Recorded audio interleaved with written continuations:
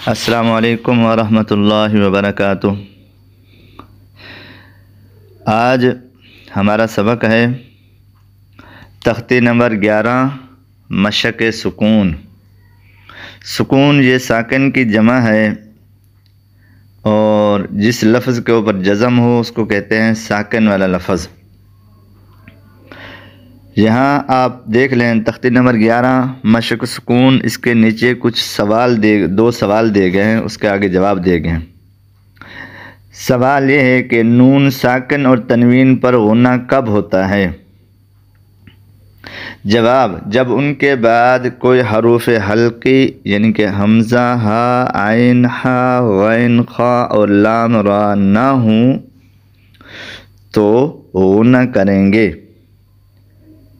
ٹھیک ہے، اگر سوال یہ ہے کہ را ساکنہ را کب موٹی ہوتی ہے؟ جواب: جب اس سے پہلے یا ساکنہ نہ ہو یا اس سے پہلے زیر اصلی اسی کلمہ میں نہ ہو، اور اگر رائے ساکنہ کے بعد اسی کلمہ میں حروف مستعلیہ ہو تو ہر حال میں یعنی موٹی پڑھی جائے گی۔ اگر پہلے ہوا تو اختیار ہے۔ حروف مستعلیہ یعنی موٹے حروف یہ ہیں: صاد، ضاد، طا، ظا، خا، غین، قاف۔ آگے آپ کو کچھ علامات وقف بتا رہے ہیں۔ علامات وقف کے بعد دیکھیں ایک گولدارہ نشان لگا ہوا ہے، اس کا مطلب ہے یہاں وقف تام، یہاں وقف آپ کر سکتے ہیں۔ اور اس کے بعد لکھا ہوا ہے میم، میم کے اوپر وقف لازم ہوتا ہے یعنی کہ وقف کریں گے۔ آگے طا کے اوپر لکھا ہوا ہے وقف مطلق، یہاں بھی آپ وقف کر سکتے ہیں، مطلق وقف کریں بھی ٹھیک ہے، نہ بھی کریں بھی ٹھیک ہے۔ آگے جیم وقف جائز یعنی کہ جائز ہے وقف کرنا، جیم لکھا ہوگا لائن کے درمیان، اس کا مطلب یہ ہے کہ یہاں آپ وقف کر سکتے ہیں۔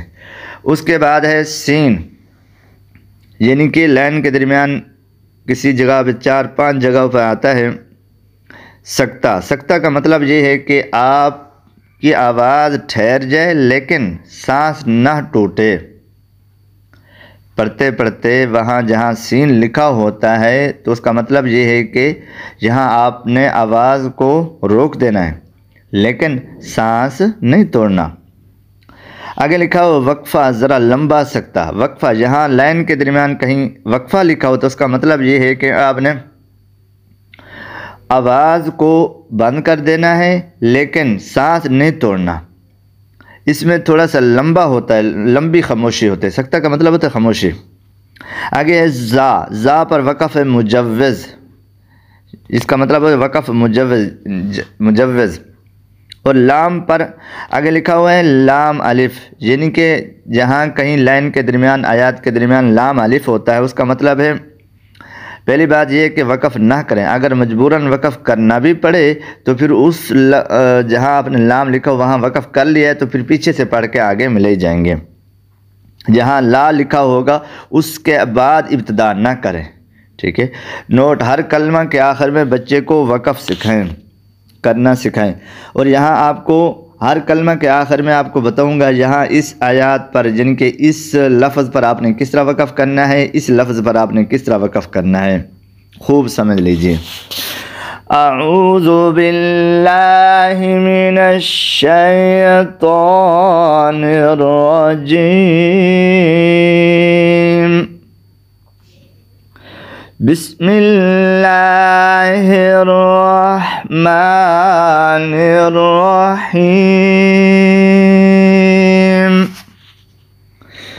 حمزہ زبر نون ان، تا زبر تا، انت، وقف انت۔ حمزہ زیر ہائی ہے، دال زیر دے، دے، وقف اہد۔ با زبرن با، دال پیش دو،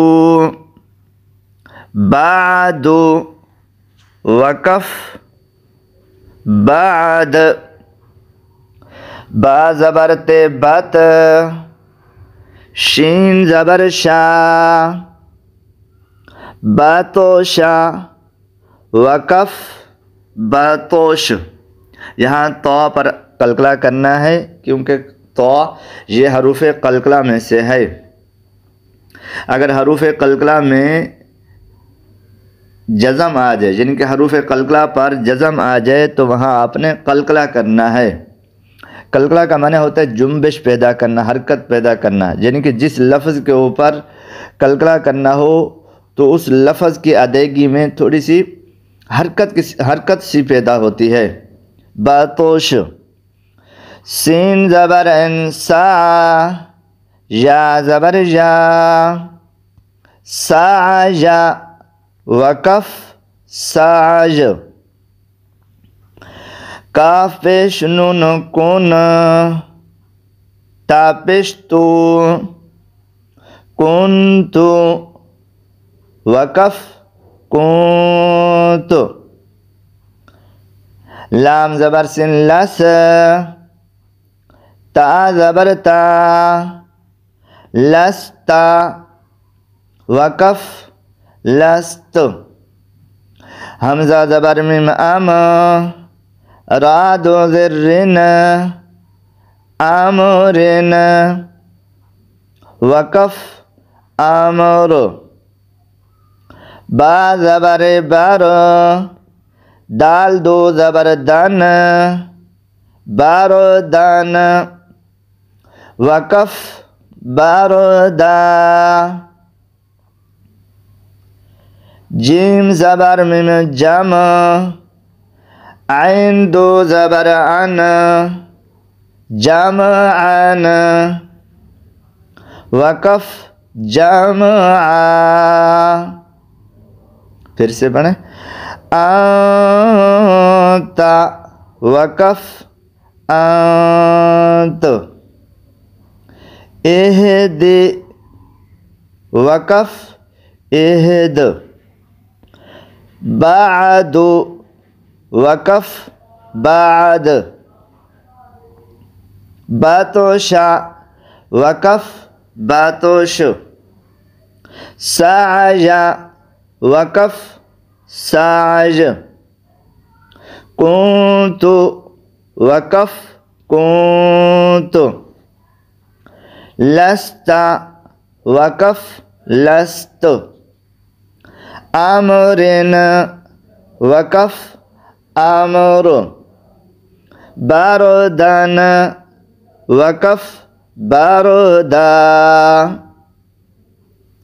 جمعن، وقف جمعا. صدق اللہ العظیم. آپ کو اگر ہماری ویڈیو اچھی لگے تو ہماری ویڈیو کو سبسکرائب کیجئے، لائک کیجئے.